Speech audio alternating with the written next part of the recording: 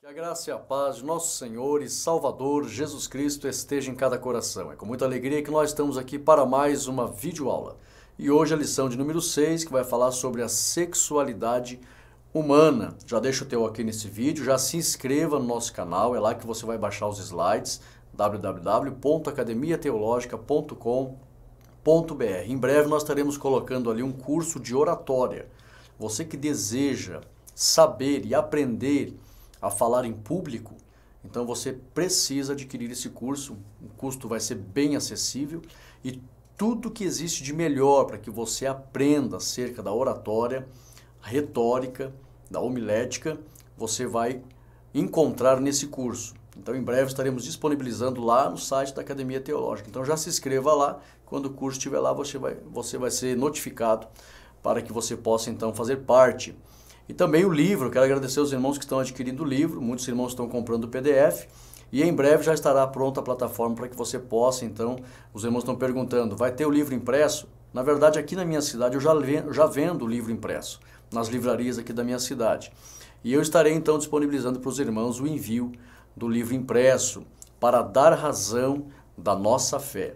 O melhor estudo e a melhor pesquisa já feita sobre a Santíssima Trindade. São mais de 300 versículos e menções da Bíblia acerca da divindade do Pai, do Filho e do Espírito Santo, para que você aprenda a dar razão da nossa fé, porque existem 5 bilhões de seres humanos na Terra que não acreditam na Santíssima Trindade. E você precisa dar razão da nossa fé. A lição de número 6, ela vai falar sobre a sexualidade humana, muito importante, esses slides ficaram maravilhosos.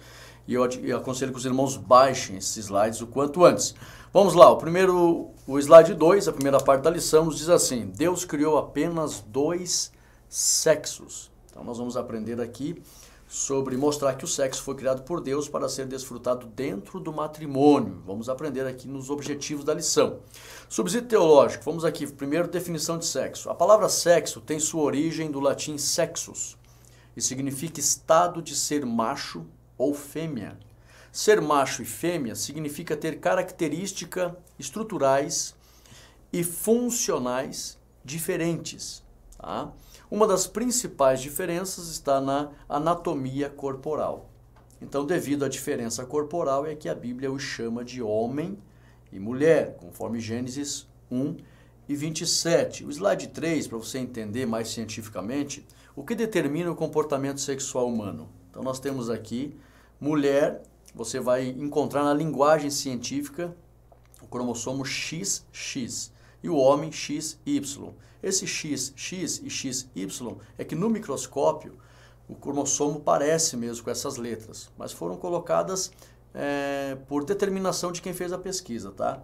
Mas o slide 4 mostra aqui a determinação genética do sexo na espécie humana. Na espécie humana, indivíduos com 44 autossomos e 2 alossomos X são do sexo feminino. E indivíduos com 44 autossomos e 2 alossomos X e Y são do sexo masculino. Então, o progenitor masculino transmite aos filhos o cromossomo Y e seus genes, com seus genes. A mãe transmite aos filhos o cromossomo, indiferentemente, um cromossomo X aos filhos e às filhas. Então, o sexo da futura criança depende do tipo de espermatozoide que fecunda o ovócito. 2.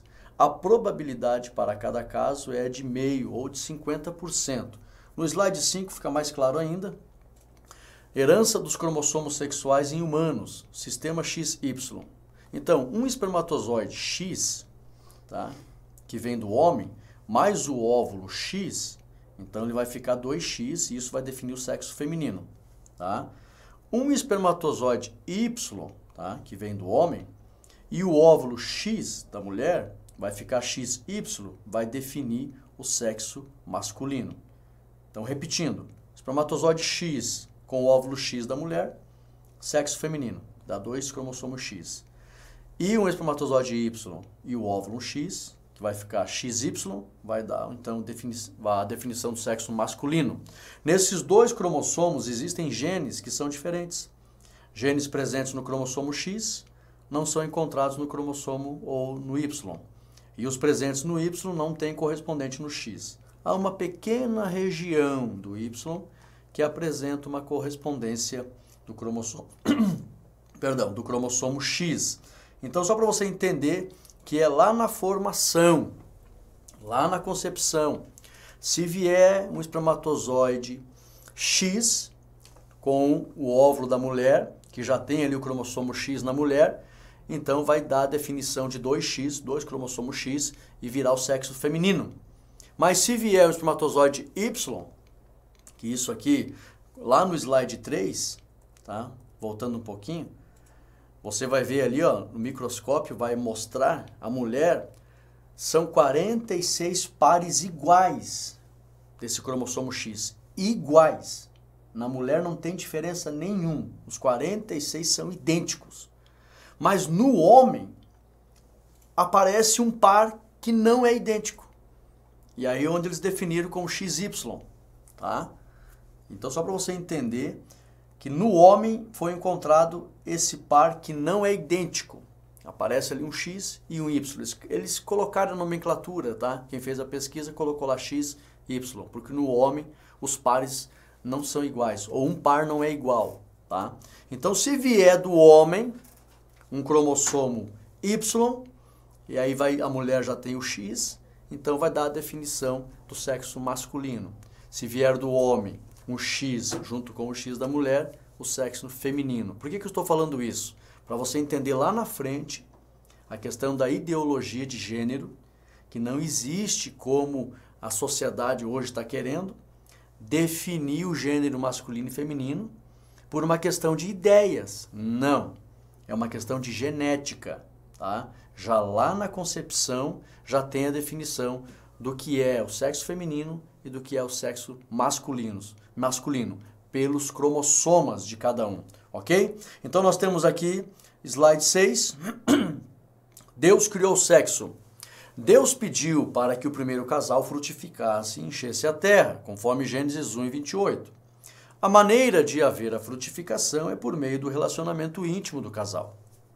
Precisamos destacar que primeiro Deus uniu, tá, Adão e Eva, fez o casamento, e por meio da união, ou casamento, é que ele abençoou a frutificação. Por que eu estou dizendo isso? A união corporal de macho e fêmea fora do casamento é pecado diante de Deus. Então Deus criou o sexo, a união conjugal, íntima do casal, para vários propósitos. Um principal é a frutificação. Existe um propósito íntimo, de satisfação pessoal, de contentamento emocional, de êxtase sentimental, mas existe o propósito da frutificação. E aí então Deus, ele abençoou a união, e por meio desta união vem então a frutificação e o surgimento da proliferação da raça humana. Slide 7. Os dois sexos. Deus criou macho e fêmea, homem e mulher. A masculinidade e a feminilidade são definidas por características internas e externas. A ideia de que a criança, quando nasce, não tem sexo definido é inaceitável de acordo com a vontade de Deus. Conforme o Salmo 139, do 14 ao 16, a Bíblia diz lá, o salmista dizendo que já ele foi formado lá no oculto, tá? Já lá no óvulo, ele já começou a ser formado, o corpo dele informe. Hoje a ciência diz que só pode... É lógico, o ser humano só consegue detectar se é macho ou fêmea depois que houver uma forma, tá? Daí eles vão pegar, então, já poder tirar já a formação biológica já das células, lá no embrião formado, aí eles conseguem detectar o cromossoma. Mas Deus é poderoso e mesmo com o corpo informe, Deus já sabe o sexo que tem ali. Davi disse que antes que ele fosse formado, Deus já o conhecia. Então Deus é poderoso. O ser humano precisa já de um estágio de formação para poder extrair ali os elementos das células, do DNA, para poder então ver o cromossoma feminino, masculino. Tem que ter já um estágio de formação. Para Deus não precisa ter o estágio de formação, Deus já sabe se é homem ou se é mulher, lá no óvulo, ok? Vamos para frente, slide 8, segunda parte. Objetivos da sexualidade humana. Primeiro, procriação. A mais sublime finalidade da união entre o homem e a mulher é a procriação. Devemos lembrar que a procriação deve acontecer como resultado de um casamento abençoado por Deus, conforme Gênesis 2 e 24.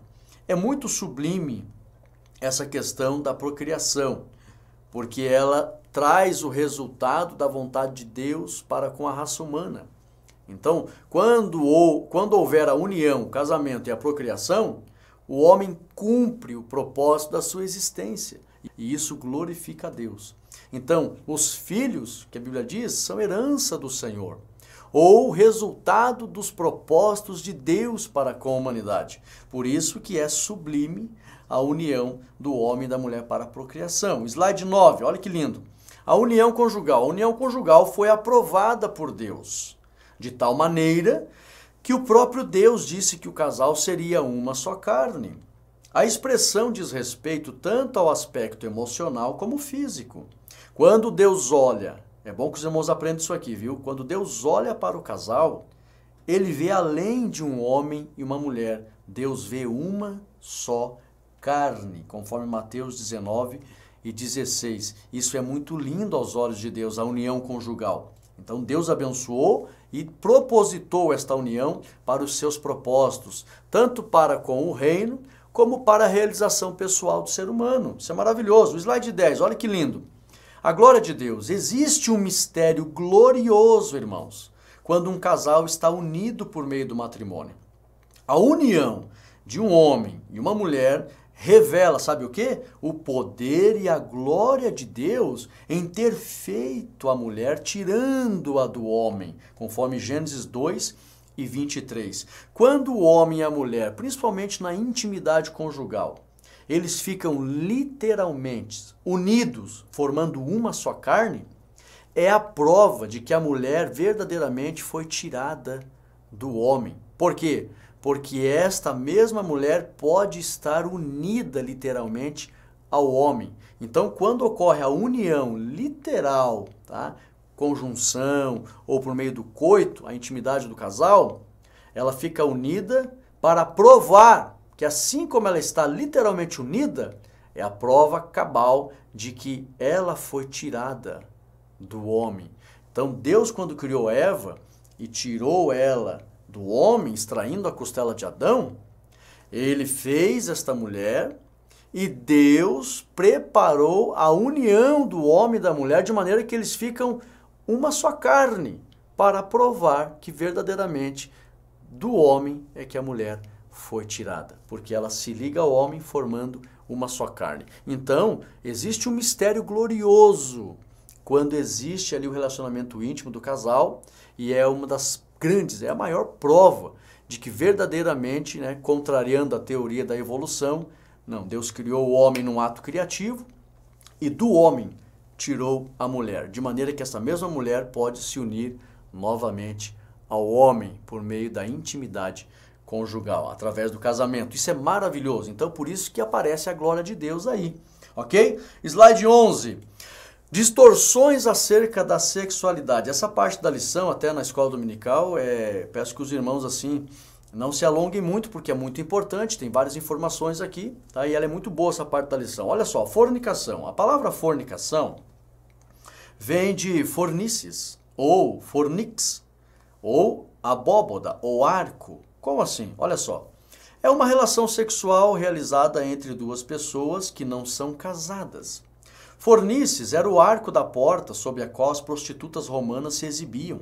Aqui na foto ao lado você vê ali, tem um arco, tem um marco ali, uma abóboda, e as prostitutas ficavam embaixo, né, de casas ou barracões, e etc.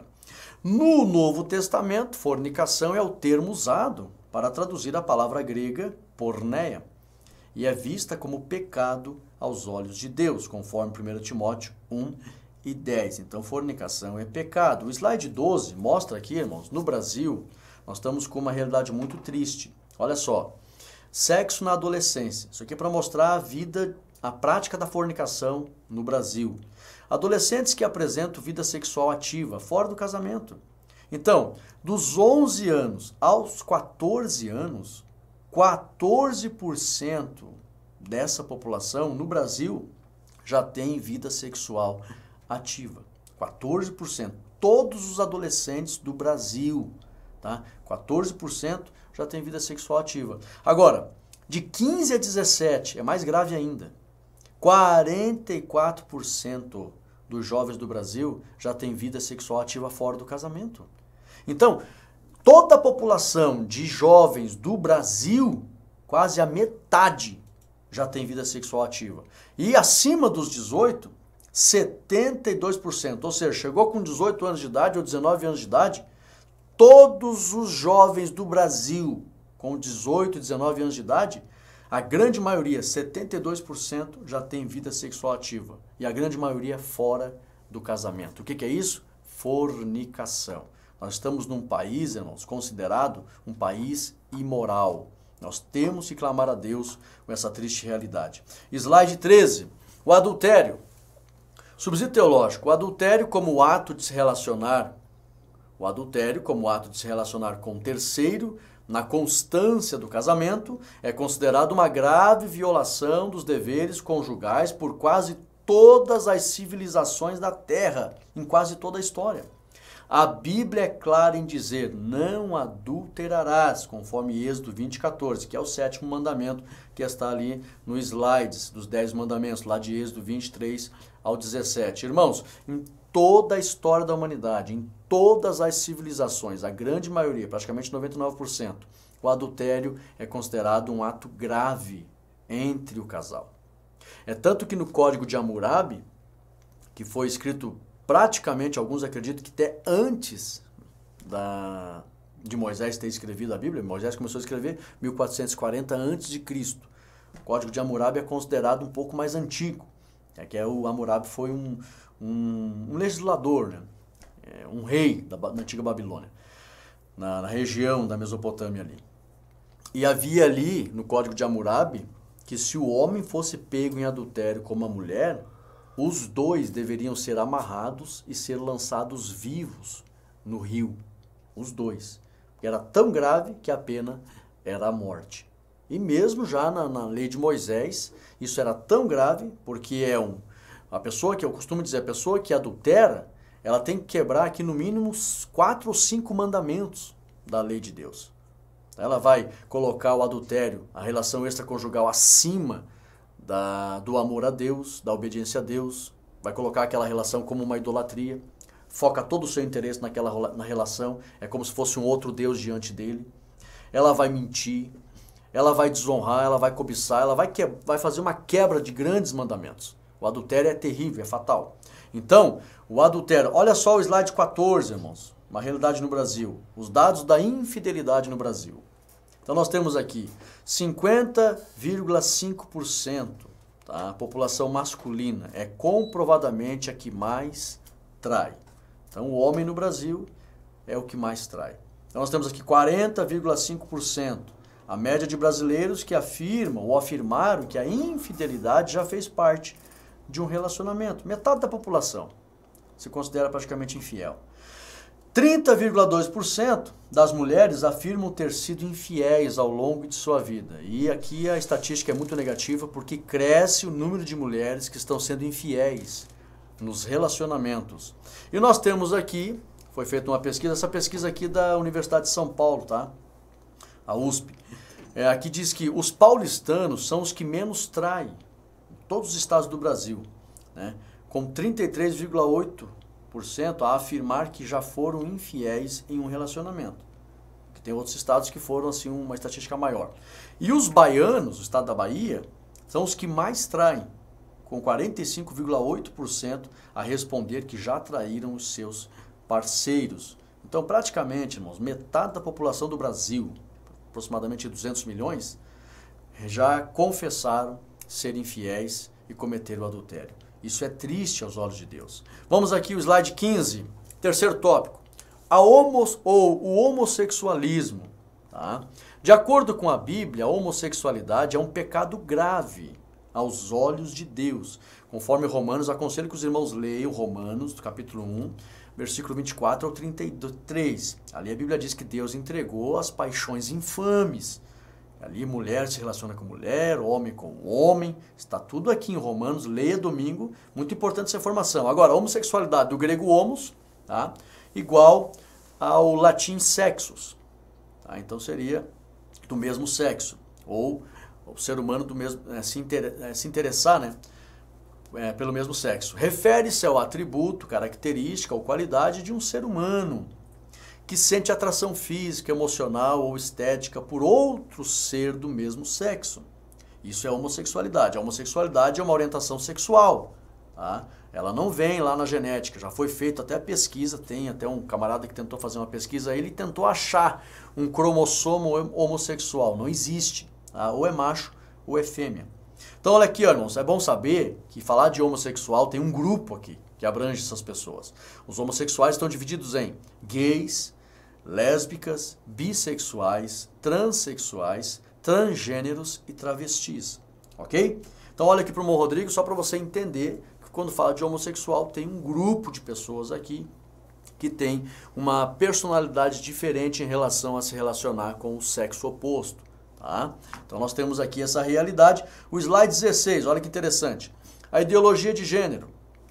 Só lembrando, irmãos, que antes de entrar aqui, olha aqui para o irmão Rodrigo, o Brasil é considerado, apesar de nós, evangélicos, confiarmos na Bíblia inteiramente, nossa regra de fé é infalível, e a Bíblia não aprovar essa prática, contudo, jamais devemos ser homofóbicos. A homofobia é crime, tá? A discriminação, a rejeição, a ofensa, a agressão. O Brasil, lamentavelmente, é considerado o país mais homofóbico do mundo. Então nós temos que atentar para essa gravidade também. Nós não podemos agredir com palavras o homossexual, agredir com agressões físicas, denegrir a imagem dessas pessoas, desrespeitar. Cada um é livre para querer ser da forma em que desejar. E nós temos que respeitar isso e não ofender ninguém. Porém, eles também têm que respeitar a nossa fé. Nós não iremos abrir mão daquilo que nós acreditamos. Porém, jamais ofender um homossexual abertamente, constrangê-lo e etc. A ponto de ser considerado um crime homofóbico. Tem que tomar cuidado com essas questões.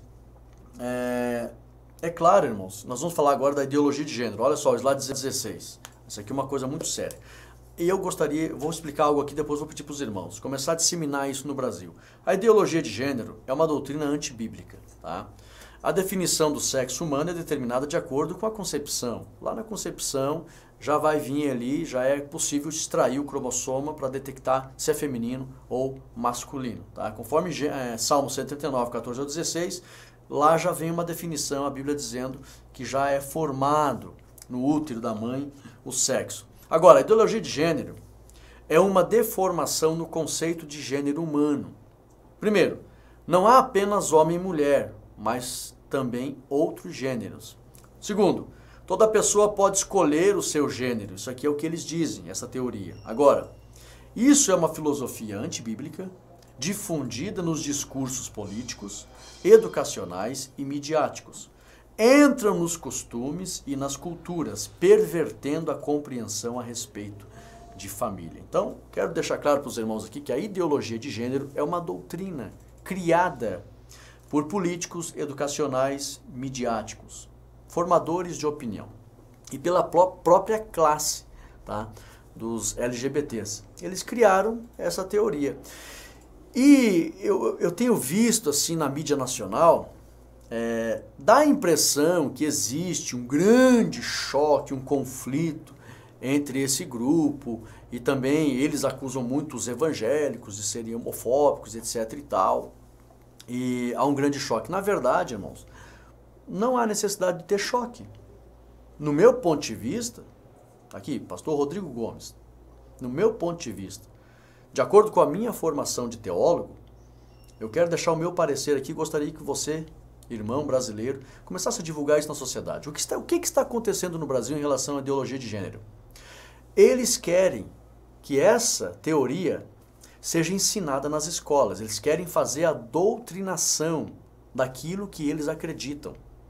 Agora eu pergunto para você, já que existe tanta pressão para que eles coloquem a doutrina nas escolas, então vamos sugerir, para aqueles que desejam apoiar a ideologia de gênero, vamos também sugerir que a nossa doutrina seja ensinada nos colégios.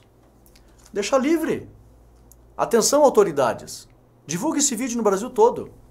Já que vocês querem tanto doutrinar as escolas com livros acerca da ideologia de gênero,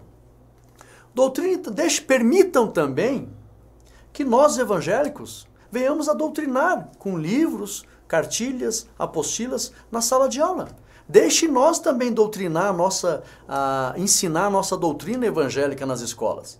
Ah, não, o país é laico, não pode ensinar, não pode fazer proselitismo, isso é proselitismo, não pode doutrinar. Então, se não pode doutrinar a doutrina, não pode ensinar a doutrina evangélica nas escolas, também eles não têm o direito de ensinar a ideologia de gênero. É simples, Brasil, é simples.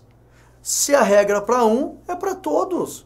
Agora, por que essa pressão de querer permitir que somente os homossexuais tenham as suas doutrinas ensinadas nas escolas e os evangélicos não podem? E os evangélicos e tantos outros. Aí então eu sugiro para as autoridades, poste esse vídeo aí para algum deputado, para algum formador de opinião da mídia. Permita que todos ensinem suas doutrinas ou ninguém ensina. Não tem privilégio para LGBT. Se os evangélicos não podem ensinar, estou colocando evangélico aqui porque são os mais batidos. Mas tem tantos outros segmentos na sociedade. Se nós evangélicos, eu falo aqui por todos os outros, se nós evangélicos não podemos ensinar nossa doutrina evangélica dentro de sala de aula, então ninguém pode. Simples assim, ponto final, acaba a discussão. Ah, não, mas vamos colocar a doutrina, vamos colocar a ideologia de gênero nos livros, nas cartilhas, e tem que ensinar, como tem muito professor nervosinho por aí, tem que ensinar, porque senão é racismo, senão é homofobia. Então, já que vocês querem que seja ensinado, nós evangélicos também temos esse direito. Deixa ensinar. Agora, eu tenho confiança plena. Deixa ensinar a palavra de Deus na sala de aula e vamos ver qual é a palavra que tem mais poder. Eu não tenho preocupação nenhuma. Se tivesse na minha alçada decidir isso para a sociedade, deixa ensinar tudo o que quiser, então. Ideologia de gênero, macumba, espiritismo, a doutrina evangélica, deixa ensinar. Eu confio no poder da palavra, que é suficientemente mais capaz para conduzir a conduta do ser humano do que qualquer outra doutrina. A palavra do homem é falácia. A palavra do homem não tem poder para nortear ninguém. Agora, deixa ensinar a Bíblia nas escolas. Eu teria tranquilidade. Então fica claro aqui. E ponto final. Ou todo mundo tem liberdade para ensinar suas doutrinas, ou ninguém tem. E ponto final. Ok? Começa a divulgar essa visão na sociedade brasileira. Eu acho que essa discussão vai acabar por aí. E vai cair a ficha, né? É mesmo.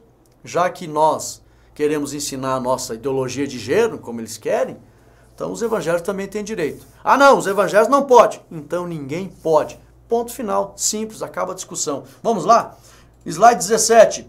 Herança dos cromossomos sexuais em humanos. Eu fiz questão de repetir isso aqui para provar que não existe essa questão de uma ideia mudar o sexo. Não é na ideia. É a genética. Aqui, ó. Um espermatozoide X e um óvulo X virá um sexo feminino. Um espermatozoide Y e um óvulo X virá um sexo masculino. Ok? E a nossa conclusão, o último slide, o sexo masculino e feminino foram criados para a glória de Deus. Aleluia! Então a sexualidade foi Deus que criou, com propósitos maravilhosos, para execuções de decretos do reino, propósito do reino, o crescimento da humanidade por toda a eternidade no reino de Deus, para realizações motivacionais, emocionais, enquanto o homem estiver aqui na terra, o homem se realiza também, mas debaixo da bênção do matrimônio, tá? Com o consentimento e a bênção de Deus, para que não haja, o tempo não permite, mas por que não pode fazer sexo fora do casamento? Os conflitos e os prejuízos emocionais destroem a alma do ser humano se não houver a bênção. vem a acusação, vem a destruição emocional, psicológica, vem a questão da tristeza, vem a questão da irresponsabilidade, da ofensa, da mágoa. Hoje as pessoas dizem, o sexo sem compromisso não tem nada a ver. Tem tudo a ver, destrói a pessoa por dentro, principalmente as mulheres que são mais sentimentais. Então, com o consentimento da família, do casal e de Deus, não haverá nenhuma destruição emocional. Deus quer preservar o ser humano. Pode ter certeza, as pessoas que vivem aí, como hoje muitos estão falando, não, sexo sem compromisso, só as aventuras e tal, essas pessoas são destruídas emocionalmente. E é isso que Deus quer evitar.